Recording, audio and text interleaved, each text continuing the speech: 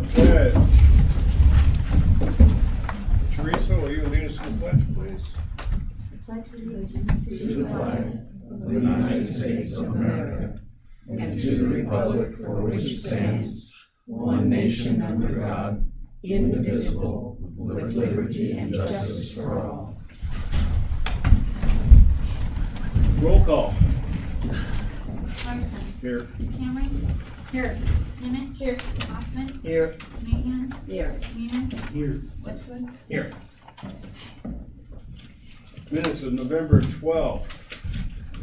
Move to approve the minutes of the working session on November the 12th, 2019, as presented. Second. Any comment? Additions? Roll call.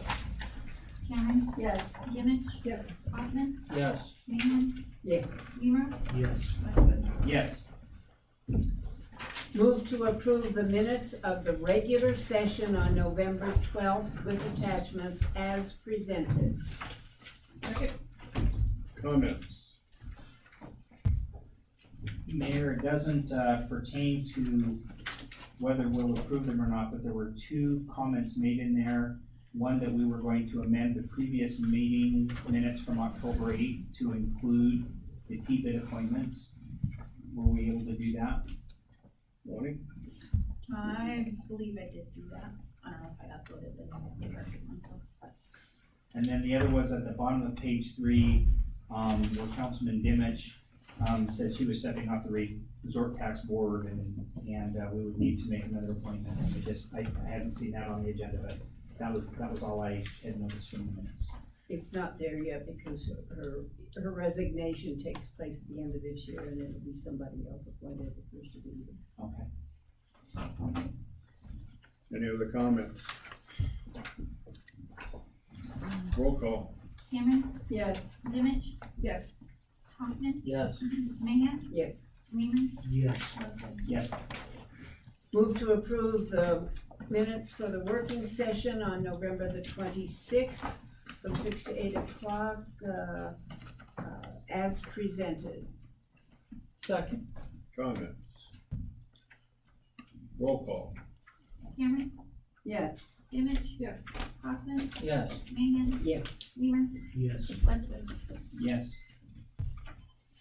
Warrants payable. Move to approve the warrants payable in the amount of $130,505.05. The outstanding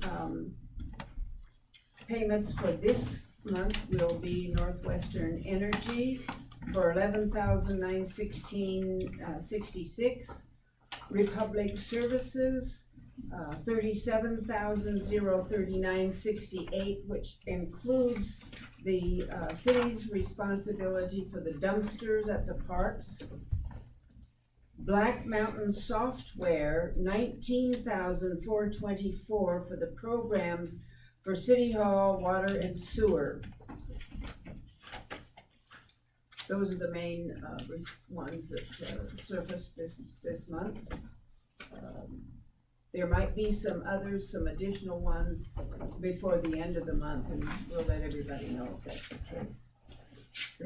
So the total is $130,500.05, which is slightly down from some of the, actually, Northwestern Energies was down a little bit from what the average might be. Okay. Glory, did you say that there might be some additional warrants that we need to write that There will might not be be. able to wait until the regular? Well, no, Second we Tuesday. need to approve this tonight because we need to get these paid. There might be some additional ones, people trying to get things through before the end of the year, and we might even want to do that, in which case everybody will be apprised of what they are and what they're for. And is that something we have done traditionally as well in normal practices? Well, we can't presume that that's going to happen. I'm just saying that that might happen. So just be prepared if Let you me get a phone rephrase, call. has it ever happened before? Yes, Okay, happy to assist if it. not often and not regularly, but I always want to say that if that does happen, just be prepared for that. And everybody would be apprised of what it is and what it's for and how much. We have a second on that? I'd like to note that, DSVS was paid $1,478, and that's to catch up on that bill from February through the end of last fiscal year, June 30th, 2019.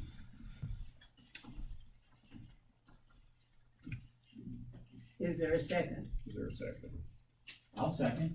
Thank you. Okay, any more discussion on the warrants? Diane? It's my understanding that the city has hired an outside attorney and a team of investigators in August. And I was wondering if there's been a bill presented for that, or if there's any report on that. Yeah. We haven't received the bill or the report on it. Any other comments? Roll call. Cameron, Yes. Dimich, Yes. Hoffman, Yes. Mangan, Yes, Weimer, Yes. Westwood. Yes. thank you. You have the resort tax report and you have the officers' reports in your packets. I apologize, I forgot to put those in the packet. Yeah. I had them. The chief is on vacation, so he's not able to make any comments on this. Mayor's comments, a little pool update. The school district has decided not to move forward with the swimming pool, so therefore it's back onto the city.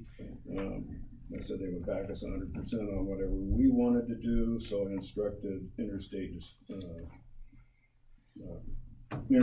to continue on with their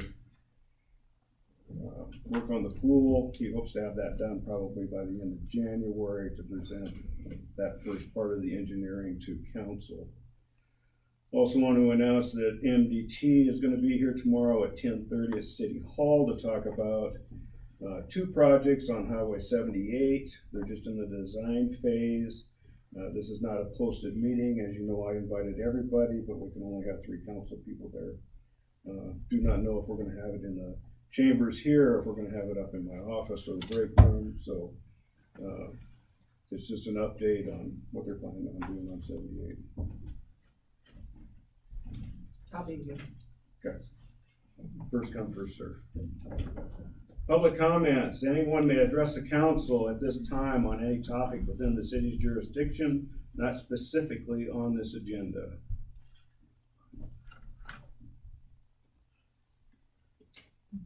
Move on to old business.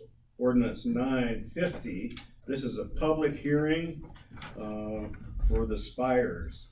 We'll open the public hearing at this time. You want to give us a little update on it? Sure. The request is to amend the plan unit development of Spires, which has an underlying zoning district of medium-density urban residential, R3. The applicant seeks to amend the PUD to remove the required 0 lot line requirements on the live, work, and the patio single-family districts. That 0 lot line requirement has discouraged development up there, and the applicant would like to change the PUD to allow 6-foot setbacks on the side property lines, which is identical to what the R3 zoning requires.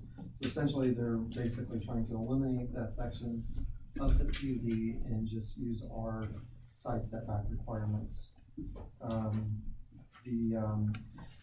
This would not affect any previous agreements, subdivision agreements, annexation agreements, or any other type of agreement the city may have with the Spires.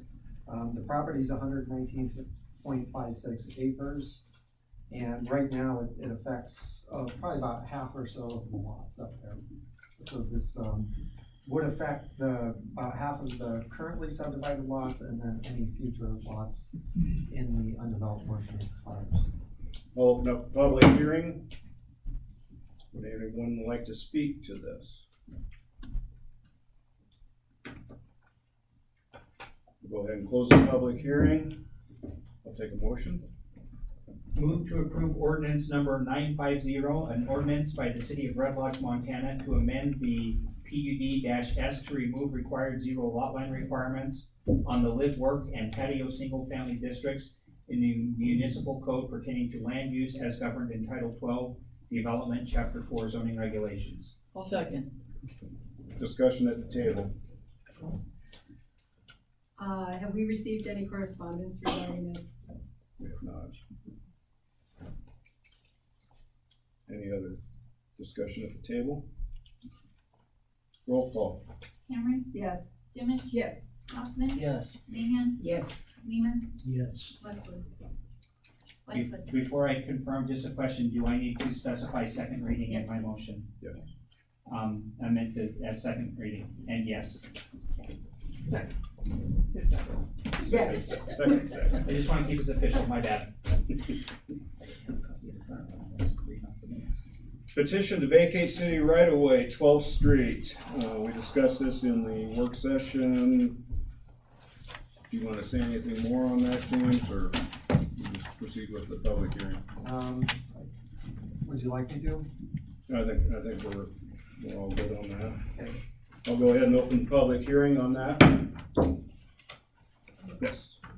Your Honor. If you wanna step up to the podium and give us your name and your address. For the Sure. record, My name please. is Kurt Halleck.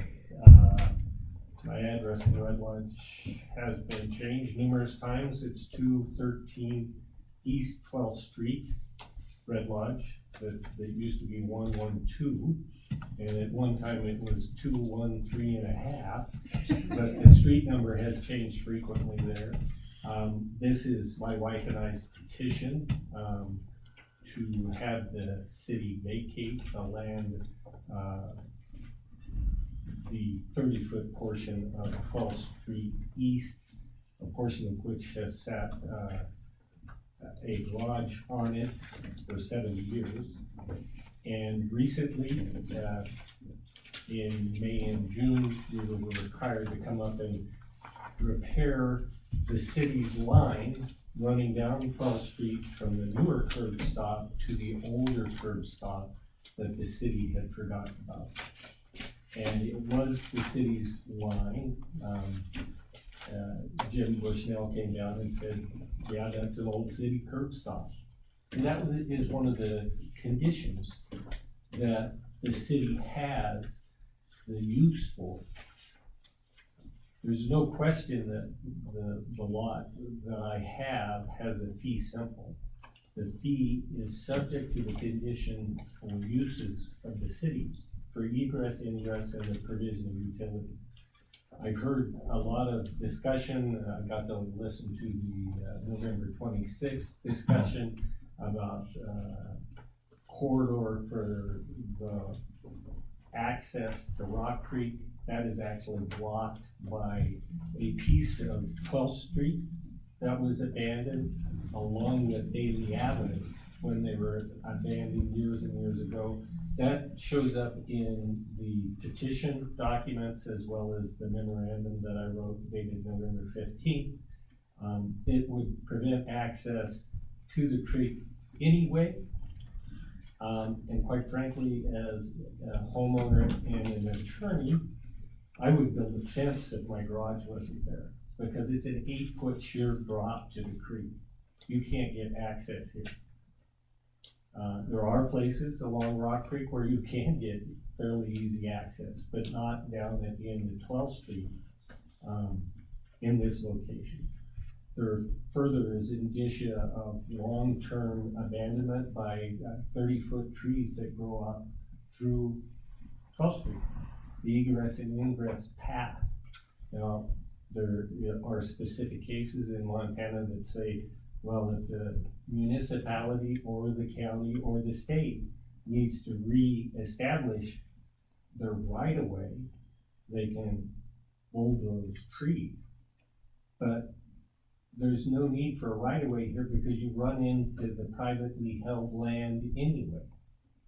On the other end, a portion of my garage sits on the land that is sheeted to the fee simple absolute and Daly, and that portion of 12th Street East where it was abandoned long before, probably before this certain pipe that failed, that was the city's abandoned curb stop, which led to the issue that arose for the vacation. When the city's attorney wrote me a letter in response to my letter saying, hey, there was 2 city curb stops here and we had to repair between the 2 city curb stops.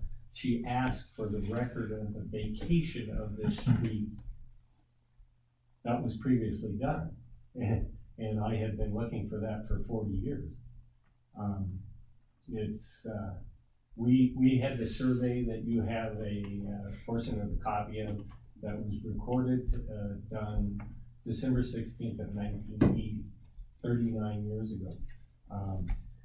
And now that the city has abandoned the line, the curb stop's gone, the second one, because Mr. Bushnell and Bruce both said, you know, well, we're gonna abandon that line and that curb stop, please plumb around it, so we repaired it. And the issue is that the obligation to repair that line is the city's, unless they vacate the street. Unless they have abandoned that use, which is part of the use that the city has, and that my fee simple is subject to, then it's the city's responsibility. And my request besides and offer is let's just do this right. I can start paying taxes on the surface rights for that portion of 12th Street East that my garage sits on and that I park on, and that now if one of the fittings that I did fails, I will have to dig up again. That the city vacate what it has already abandoned. And in the memorandum I gave you, there's an Attorney General letter and opinion on abandonment and vacation pursuant to the law. It is considered the same for this statutory petition, but independently in the case law, abandonment, I need to show that you intended to abandon and that it was in fact abandoned. And now clearly the intent has been expressed to me because I was told that you abandoned the service line all the way, it was over 22 feet that we had to dig up and replace. It was probably 100-year-old cast.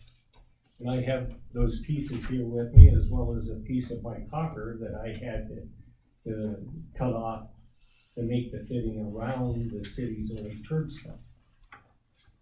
So, I would like to answer any questions that anybody has, but I'd like to resolve my dispute regarding petition and payment by just having the city vacate this, and I absorb the cost of the repair of the city's old line and start paying taxes on the land. I've been paying taxes on the garage as a separate property, personal property tax since I purchased it in 1978.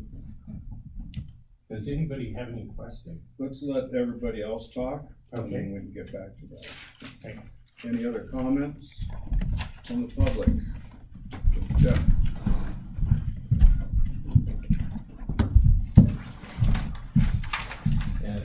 Jeff Benedetto from 317 South Haven. And I just wanted to reiterate that I submitted a letter on November 26th outlining the sections in the growth policy as well as sections in the Parks Board plan, and I'd like to have that made a part of this public record, as well as there was a letter from Bill Foisey doing the same, that I'd like to see that entered as part of the public record as well, or as part of my public comment. I guess my issue here really has to do with precedent, and it has to do with the fact that numerous hours of volunteer time and effort have been put into developing our growth policies over the years, as well as the parks plan, as well as the active transportation plan. And those documents have consistently referenced the desire, and that's been approved. Those documents have been approved by City Council as essentially city policy and desire to maintain and where appropriate, to improve access to Rock Creek. And not just specifically to Rock Creek where you can physically walk into the stream itself, but Rock Creek corridor, which is much broader than that. And I think before the city moves forward with considering vacating rights of way or giving up city property that is associated with Rock Creek and its corridor, really needs to be an assessment. In, like as I said in the last meeting, there really needs to be an inventory and an assessment, and that's called for in the growth policy. I believe it's called for in the parks plan, in identifying those parcels that actually will meet the intent or the desire to improve and maintain access to Rock Creek itself. And I guess where I come from, I visited a number of cities and communities that have a stream or a river going through the community. Those communities have invested in public access to those features. Those become a desirable feature that makes the community much more livable and accessible. And there are very few opportunities in Red Lodge where there's actually access to Rock Creek and the Rock Creek corridor.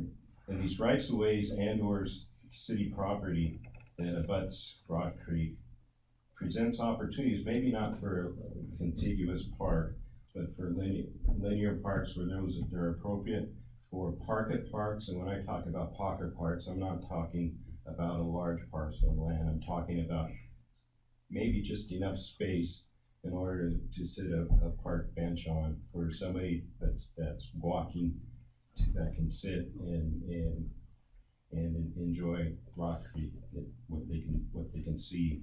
So I think in some cases, when there's direct access to the stream itself is not as important as just access to the riparian area and viewing in the view shed of the stream. That's what I sort of think about when I think about a pocket park. The park plan talks about designating Hagen Avenue as a bicycle and walking route through town. And there's a number of opportunities to take laterals off of Hagen Avenue to such a place like a pocket park where there's at least visual access to the creek, if not actual access. So I guess where I'm coming from is, well, I'll back up a little bit.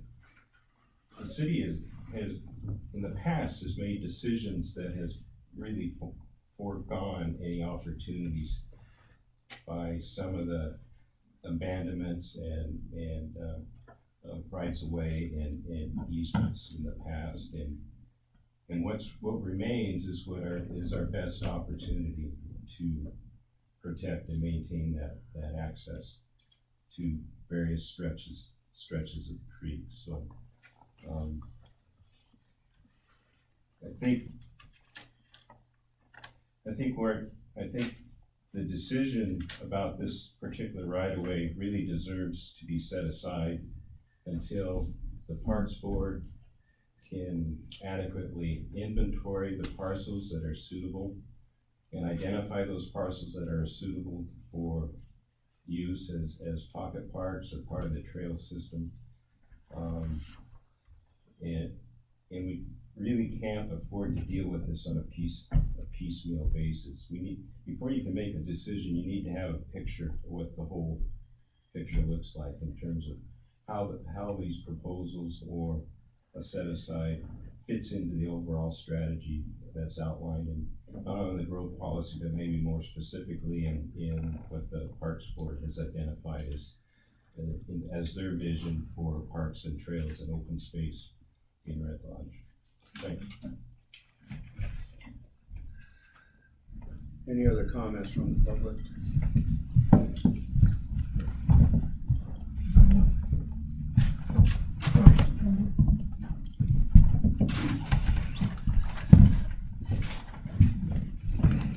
Tom Coley, 106 Adams Avenue South.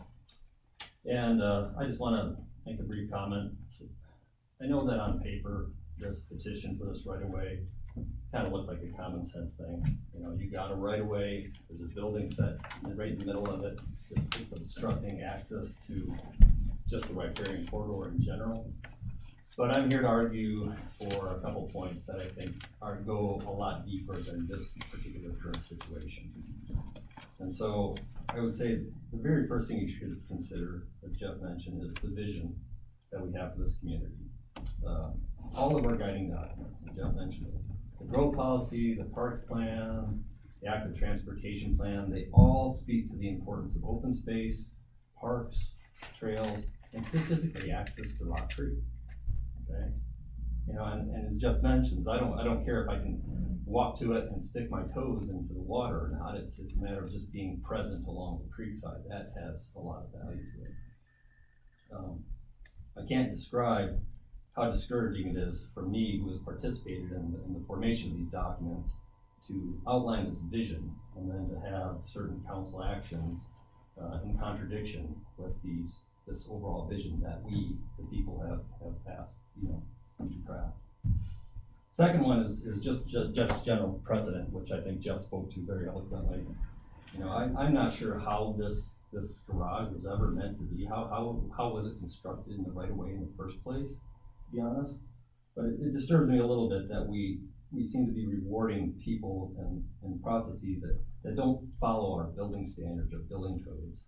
You know, why should we allow this transfer of public lands to this person when there was some improper construction in the first place?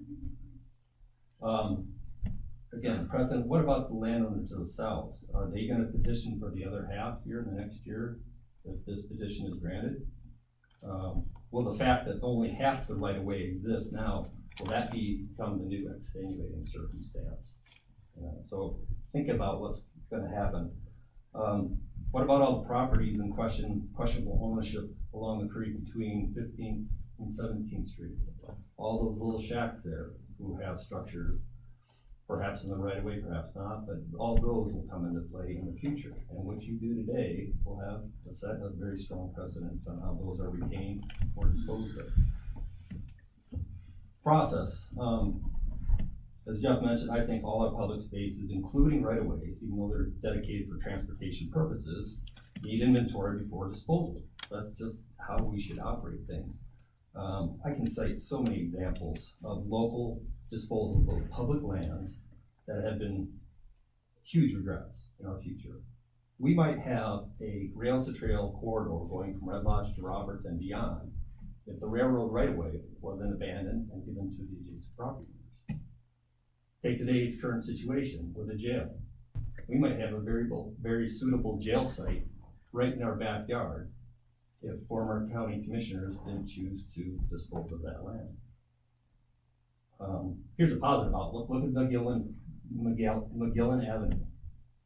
A right-of-way that goes right up the steep embankment of West Bench. And what have we done? We've actually built a trail in that 60-foot wide right-of-way.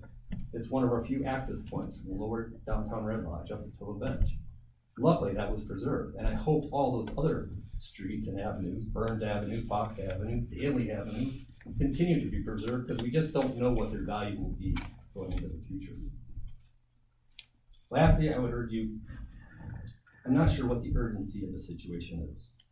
I understand that the water leak in the main has prompted attention to this issue, but the structure's been here for 7 years. I believe it requires further investigation. Do your due diligence, vet it through your parks board, your planning board, get it surveyed, find out if Daly is actually even on land or in the water, you know, to see if there is true public access to the creek. Make a rational, informed decision. There is no reversal with the disposal of public land. Thank you.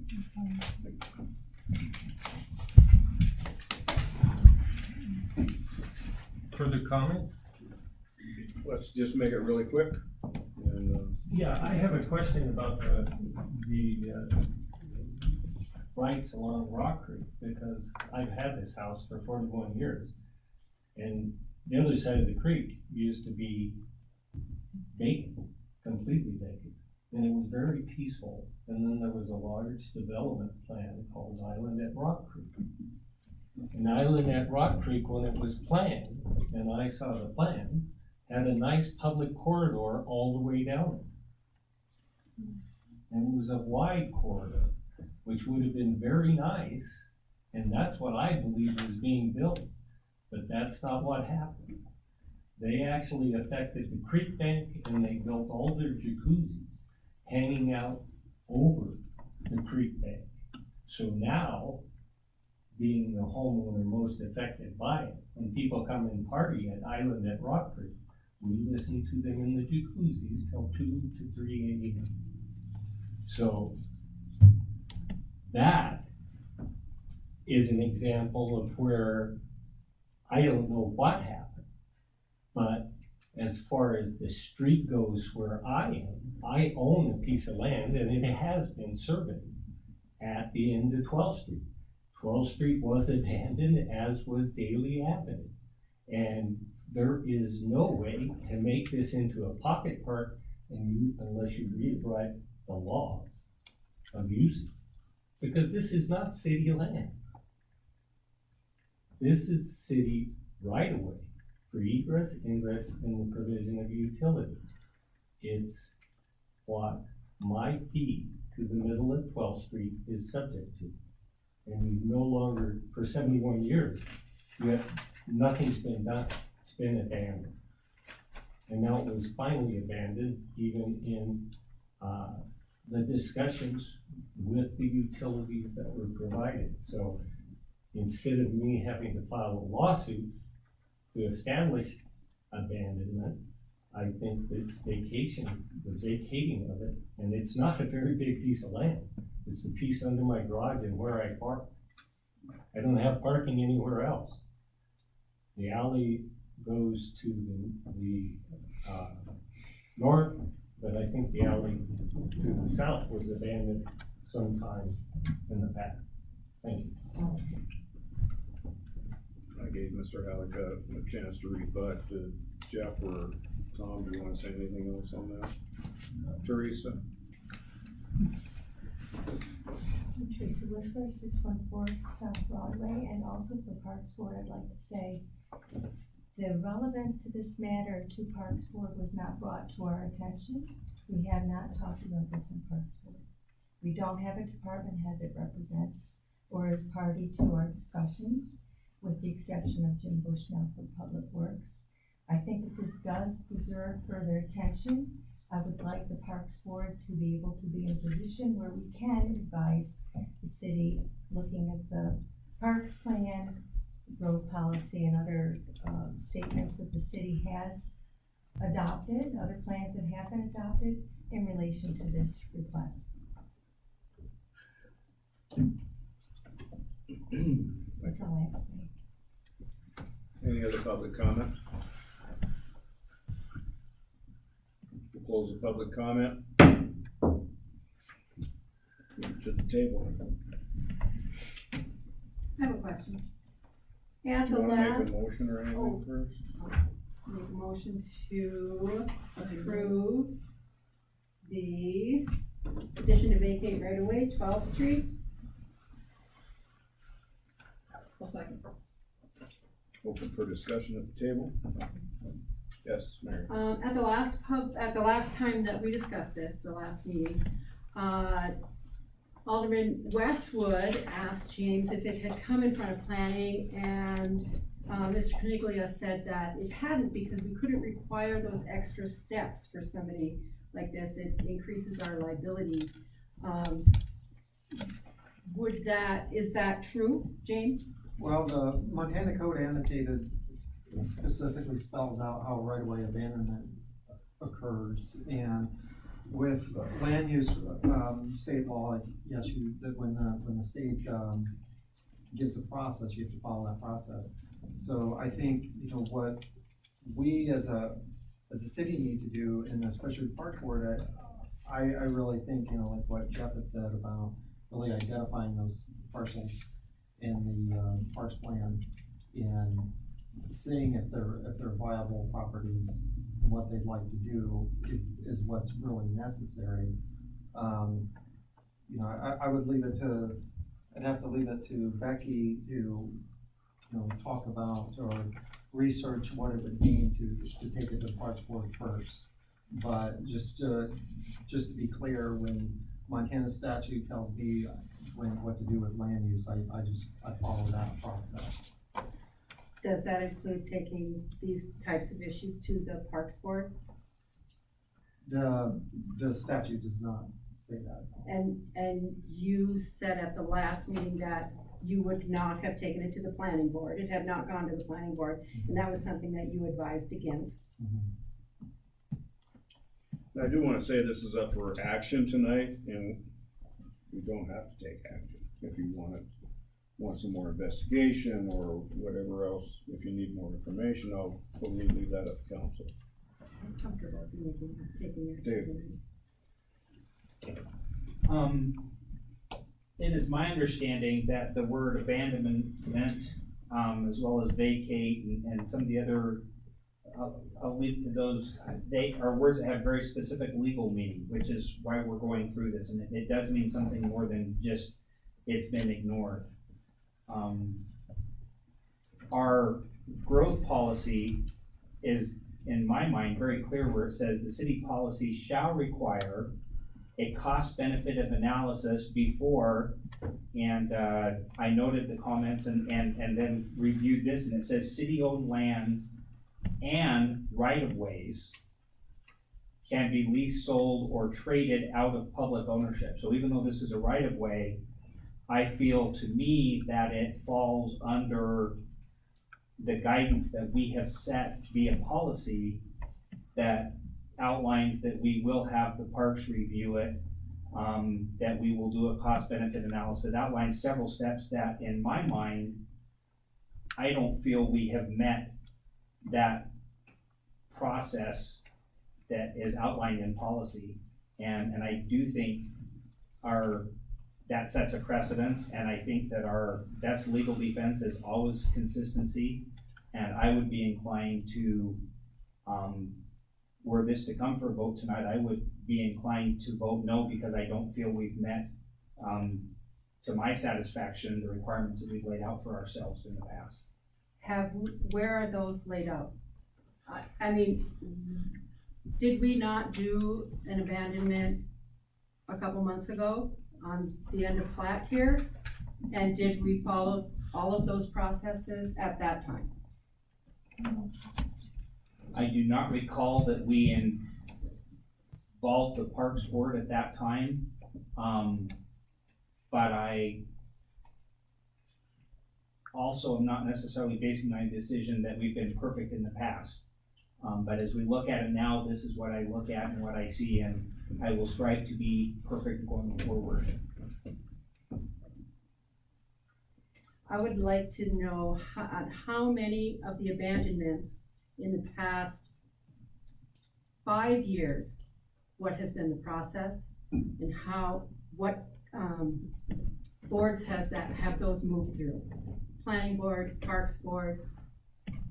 That's what I would like to know, because we've had our growth plan for 5 years. So since that growth plan has been in place, have we followed the processes? We don't have the whole growth plan in front of us. We have bits and pieces of the growth plan in front of us. Some people call that cherry picking. I mean, we're all guilty of doing that when we want to influence a discussion. So can you tell me how many abandonments the council has had in the last 5 years and what the process has been? I think, we do need to follow Montana Code Annotated. I mean, that trumps everything that we have on the books. So, And I that mean, sounds so like if James has. And so then we need to follow Montana Code Annotated. That does not include those others. Correct, James? Yeah, I mean, I think an ideal world, we have a document that really goes into depth on all the city-owned lands and potential for improvements, and I think that's probably one thing our parks plan could use in addition of is really identifying all these, especially along Rock Creek, but other city-owned land as well, and what is the long-term vision for those? And if we had that, we would be able to, answer this question tonight, I think, a little easier. And to be clear, my understanding is unless it's on the list of thou shalt not pass an ordinance that supersedes this, we do have we can write a city ordinance that does in fact change what Montana Code Annotated says. I'm a little bit unclear where the growth policy is just a policy. It's not an official ordinance. It's not something that changes or supersedes in the legal chain like an ordinance does. If I could just kind of, I don't know that we can set an ordinance that's gonna trump Montana Code Annotated, Oh, Dave. we can on all Didn't sorts you of just- things. There's like a list of 6 things that we can't pass an ordinance to do. So, but it says as a self-governing city you can, but that's not the discussion we're having tonight. We don't have one in place. No. Right. Correct. That's what I'm saying. We don't have, nor do I know that that's necessarily the direction we wanna go with it. But, so to your point, in the absence of that, MCA is what is in place right now. Absolutely. And the question in my mind from an ambiguity is, how does growth policy? I don't think it supersedes it, but I don't know that it's necessarily in conflict. Let me phrase it, I'm sure it doesn't supersede it. It's not, growth Yeah. policy is a Guiding recommendation and a document, guiding document. yeah. And we haven't required it, to my knowledge, of any other abandonments since the growth policy has been put into place. Have we? Not that I'm aware of. Well, number one, Mike, it's called a vacation rather than an abandonment. If we wait long enough, Rock Creek, which is gradually moving to the west, will make the decision for us.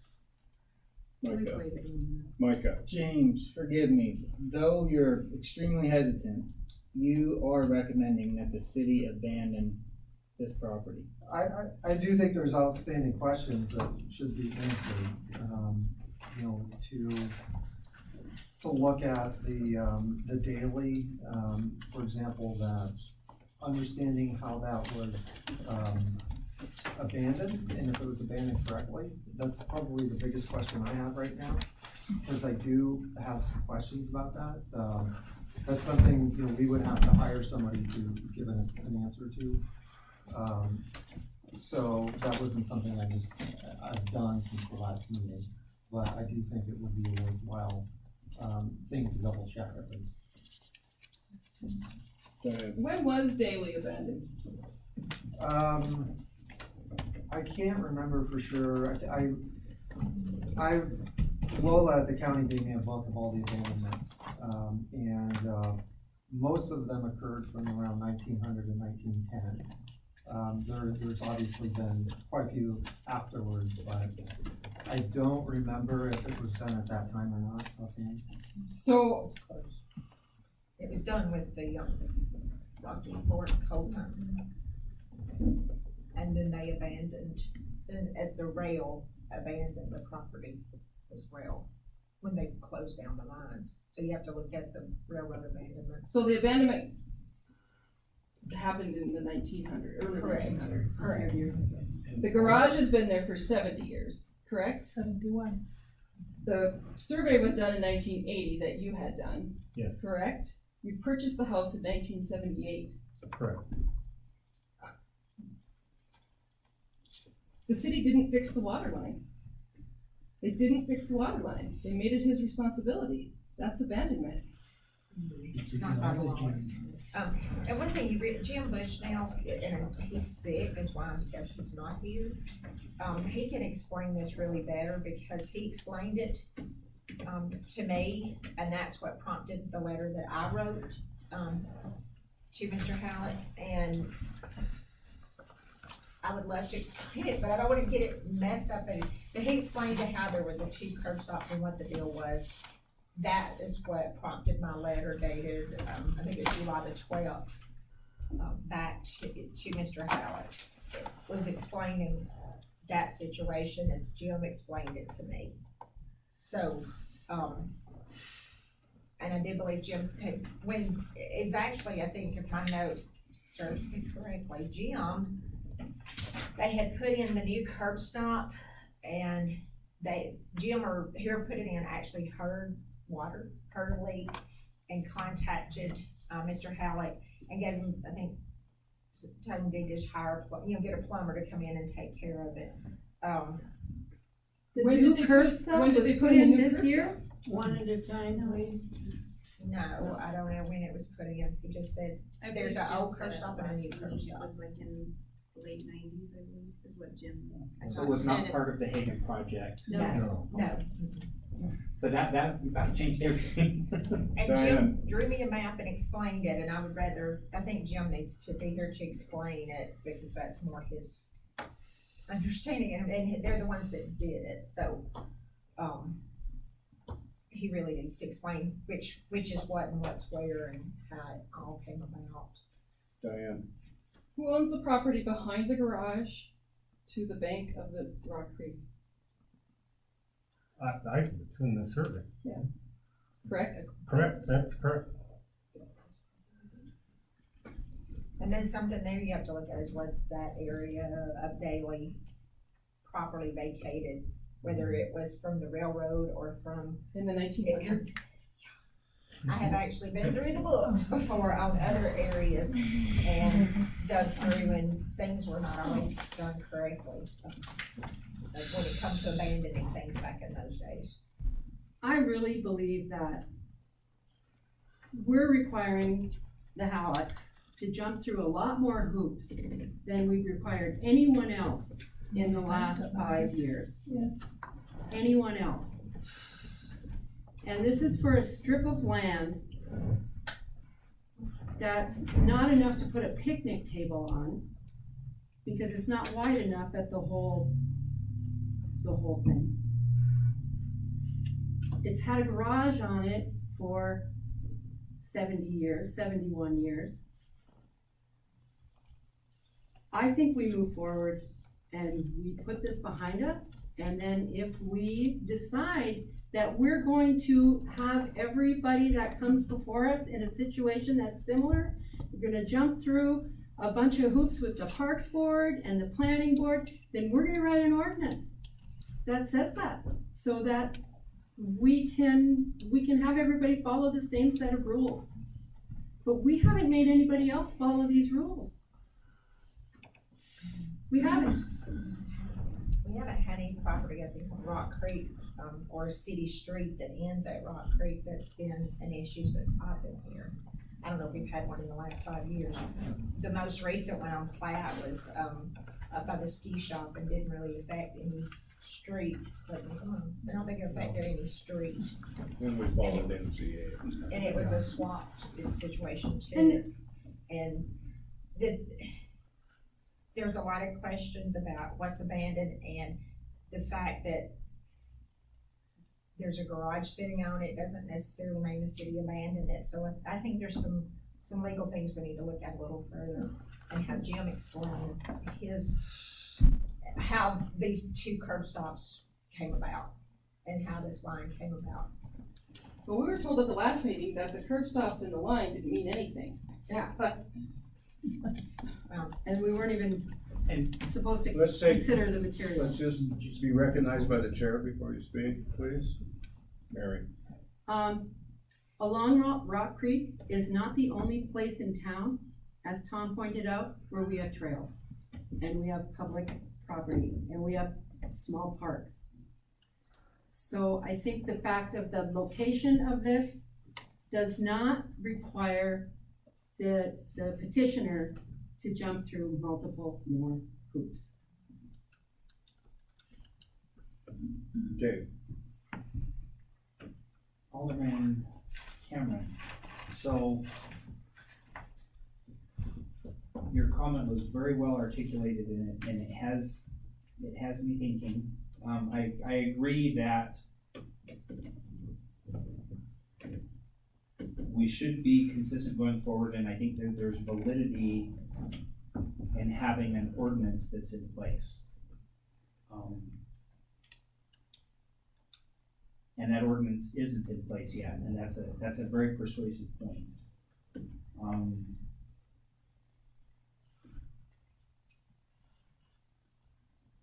In my mind, I guess I have two things. I'm still assessing the weight that we give to our governing documents, because I do think they're intended to carry weight, and we reference them and we approve them and we do pass them through the council. But I also, if we vote on this tonight and it doesn't go through, that doesn't mean we can't revisit this in the future. So I'm hearing a couple of different comments that say, hey, there's things we'd like to look into before we do. So I just want to acknowledge that, hey, I heard what you said, and it makes a lot of sense. I don't know that it sways me because of the other things that are still, I wish we'd had time to research, or we wish we'd had other documents. Any more discussion at the table? Rob? Up and down the streets of this town, if there's all this plan, this idea, like I can reach out my pantry window and touch the house next to me. I drove down 12th Street and looked, and to me, it's a good use of the end of those streets. Was that like a cul-de-sac effect? Because it's a cliff down into the creek. There are lots of places, like I go to Rotary Park, I ride my bike up there, and I'm usually there by myself.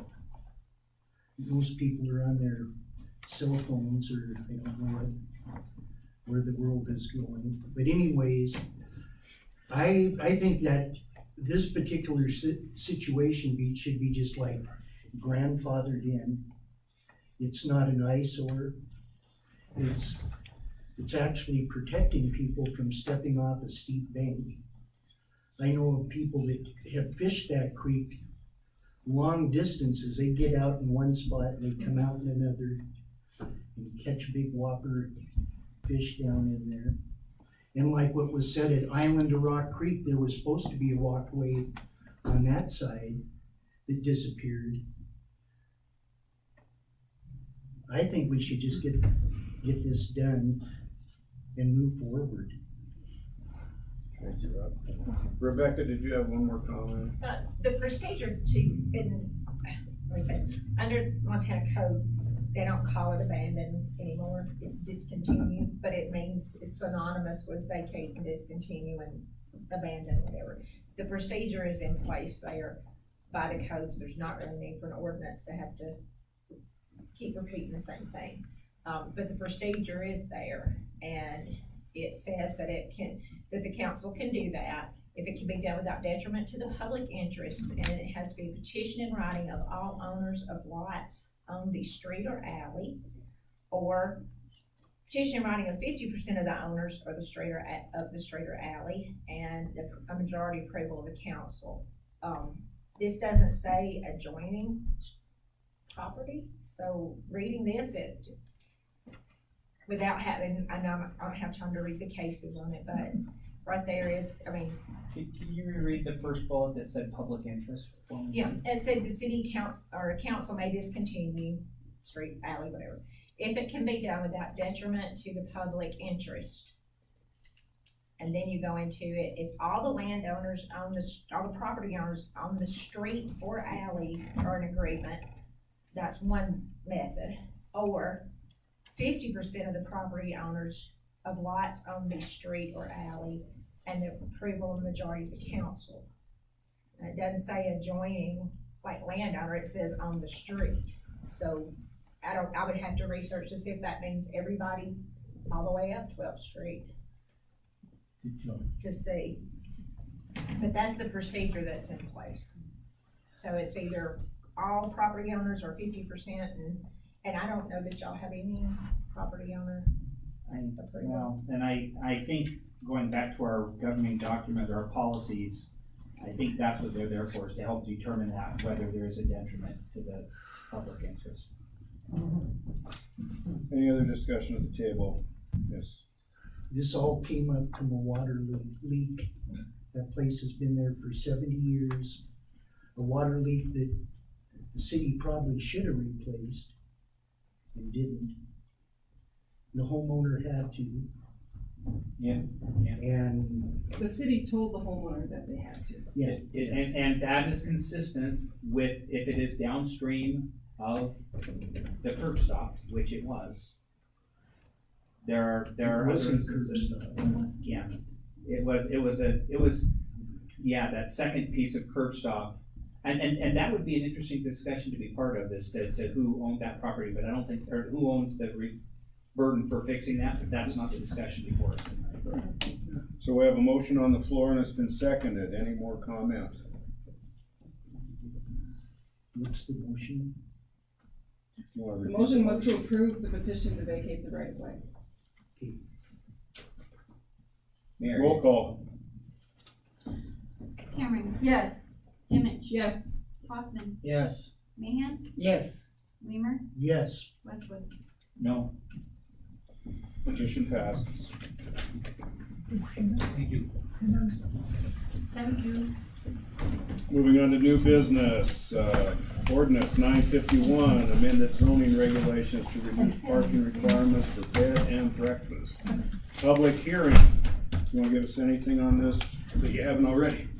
Nothing, I have nothing to add there. Let's go ahead and open this up for a public hearing on parking for bed and breakfast. Any public comment? Close public comment, bring it to the table. Move to approve ordinance 951, an ordinance by the city of Red Lodge, Montana to amend the Red Lodge zoning regulations to reduce the parking requirements for bed and breakfast in the municipal code pertaining to land use as governed in Title 12, Development, Chapter 4, zoning regulations. Second. Move to amend ordinance 951, that the therefore statement be replaced with section 4.4.22, number 6, be appealed or be amended to read 0.5, 1/2 parking spaces for each room rented to guests shall be provided on site. Second. Any discussion on the amendment? Roll call on the amendment. Cameron, Yes. Dimich, Yes. Hoffman, Yes. Mahan, Weimer, Yes. Westwood. Yes. Back to the original motion of ordinance 951, discussion. No discussion, roll call. Cameron, Yes. Dimich, Yes. Hoffman, Yes. Mahan, No. Weimer, Yes. Westwood. Yes. Motion passes. Reports from the public. This is an opportunity for any member of the public to report to the council on any topic of their desire. We don't have a lot left. We'll move on to correspondence. Any correspondence?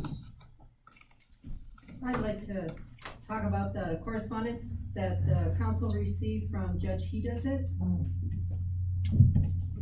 this week. I have some questions about it.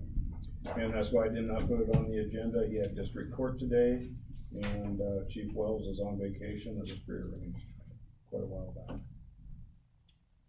So, So that'll be on the agenda for the work session, second Tuesday of January. so I just keep my questions till then? You may call him at any time. No, if these you would questions like. are for you, actually, Can I- because of can I the go on the- correspondence. And I go on his recommendations. So you may talk with Judge, he does it at any time. I'll talk with him in a public meeting. Okay, that's fine. Anything else on correspondence? Other business? I had one letter of correspondence. I apologize. I was looking for it. there was an email that we saw from Alderman Cameron, regarding, public accessibility in meetings. Is that part of our record, and do we want to have any discussion on that? I'm looking for it, and I apologize, I don't have a printed copy of it. Do we want to have any discussion on that in a public meeting here? Yeah, we could do that here, or whatever. Actually, I think that's been turned into the proper authorities, and I'm waiting for the mediation on that. I don't think that's anything that needs to be brought up at this table at this time. Okay, thank you. But the email should be part of the public record. Yeah, And we sure, may, 'cause and we may do that. it did go to the mayor and it did go to Lonnie also. Yeah. So it should be part of the public record, correct? And so my understanding is that has been turned over to the mediator from before to get kind of a ruling. That's the way that Mary handled that, yes. I handled it according to the mediation Right. agreement. Thank you, Mayor. Other business, Diane, There was a question last meeting about council getting mail that was addressed to them. And I was just wondering if that was a discussion that was had with the department head and if there's a policy on that. we have had that discussion with department heads. And they all understand that they need to do that. Any other business? Just like, I would like to say thank you to everybody who, participated in the Blade Parade and the Christmas stroll. And I owe the Carbon County News, some information on that, which you will get. Be too late for this week, but next week. Thank you. And I would like to say, Diane, thank you for your 2 years on the city council. You're welcome. Any other business? Move to adjourn. Got it. Thank you for getting that. I was wondering why. What's the things to this?